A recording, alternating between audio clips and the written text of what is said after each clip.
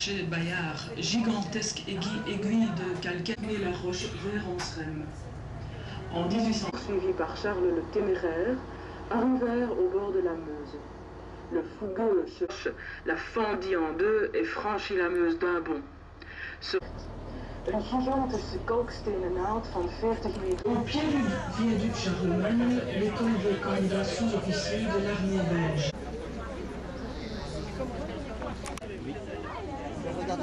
Regardez la petite sardine. Elle saute toujours. Voilà. Le siège. Aussi la chose pour les groupes de mon pas.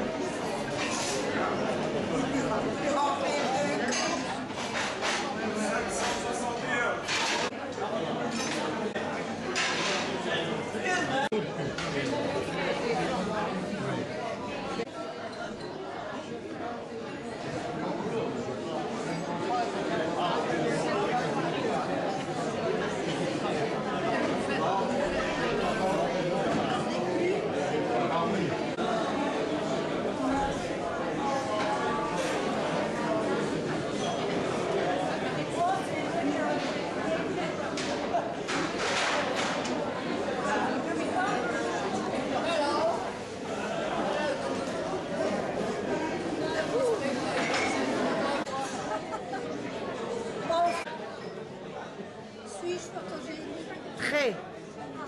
Attends, parce qu'à la feuille, voilà, c'est mieux.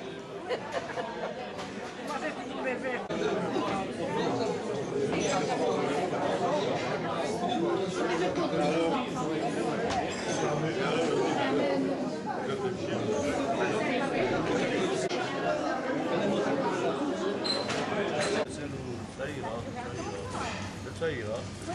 On va pas vous demander d'aller couper parce que si vous coupez les doigts.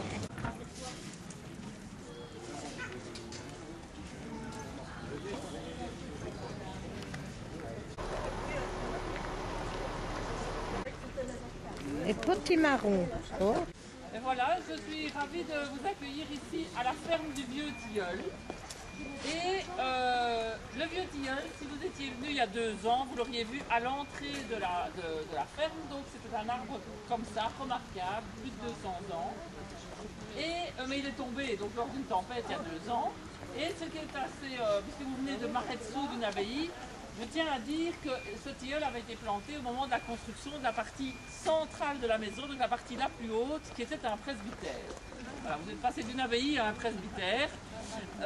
Et souvent devant les églises, les cimetières et les presbytères, il y avait des tilleuls. Mais il y avait 2 presbytères dans le village, donc pour un petit village c'était beaucoup trop. Donc depuis les années 1900, c'est devenu une ferme. Et c'est une ferme avec des cultures traditionnelles de la région, parce que ici vous êtes en SB, le plateau de la SB, avec des sols argilo-limoneux. Donc dans la région, les agriculteurs cultivent surtout du blé, de la betterave sucrière, donc des céréales comme du blé, de l'orge, de l'avoine, des escourgeons. Ils ont aussi du bétail viandeux comme dans votre région. Mais vous le savez certainement, il y a trop de viande, il y a trop de céréales, il y a trop de produits laitiers. Donc, pour pouvoir rester dans l'exploitation de 2 familles, nous avons diversifié. Alors, mon beau-frère a repris la plus grosse partie des terres et il fait de l'agriculture traditionnelle, plus des vergers de pommiers Jonagol. et les escargots petits gris de Namur. C'est une marque déposée, c'est le nom commercial des produits que nous fabriquons ici. Je dis fabriquer parce qu'une partie des escargots naissent ici, grandissent ici, sont élevés ici, et d'autres sont achetés vivants et sont terminés ici à leur alimentation et sont surtout cuisinés, transformés, préparés ici selon notre recette.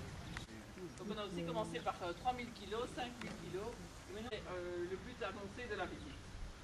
Alors, c'est correct, mais qui est très recherché pour son corps. Ils ne savent pas, es-tu mâle, es-tu femelle, puisqu'ils sont tous les deux bisexués. Donc il faut un peu mettre de l'offre là-dedans.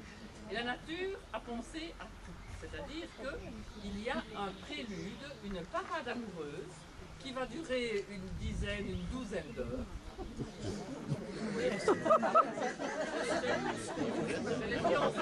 C'est pour ça qu'on les appelle de Namur. Oui, mais attendez, on n'a pas encore parlé de l'accouplement, on n'a parlé que de prélude.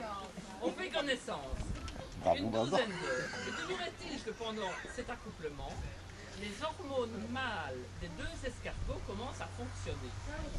Et donc, au moment de l'accouplement proprement dit, tous les deux dans un rôle hormonal mâle, et ils vont tous les deux jouer le rôle mâle. C'est-à-dire qu'ils vont s'échanger les semences mutuellement. Ils vont se donner mutuellement des semences. Et ça se passe comme le coup, parce que les organes mâles et l'orifice femelle sont dans le couple. Je vais vous montrer un accouplement. Et d'abord, on connaît le corps d'un escargot.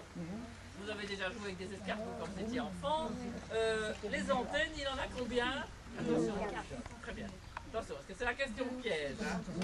Souvent, on dit deux, parce qu'il y a deux grandes. Et les deux grandes antennes sortent en premier lieu. Au bout des grandes antennes se trouvent ses yeux.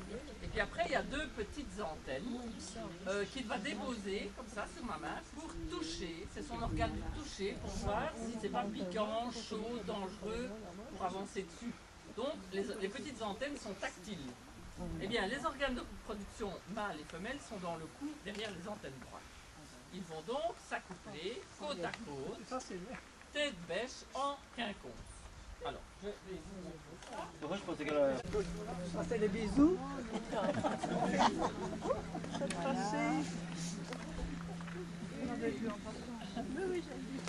Bien. Ici, donc, on a un accouplement complet. Mais si on attend un petit peu, eh bien, donc on les remet maintenant en parc. Et qu'est-ce qu'ils font? Ils ont déjà fait depuis 3 semaines, on voit la différence de couleur. Ils ont grandi de tout ça. Alors, je crois qu'ils ont, évidemment, ils n'ont pas encore fait, mais c'est surtout...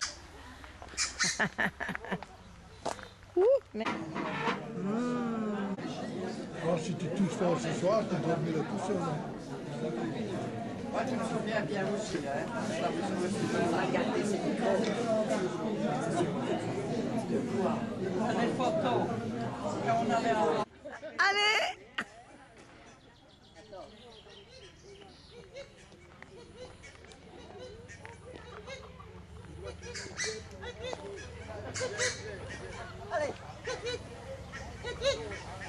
Non, c'est un mâle, c'est un mâle. C'est pas possible.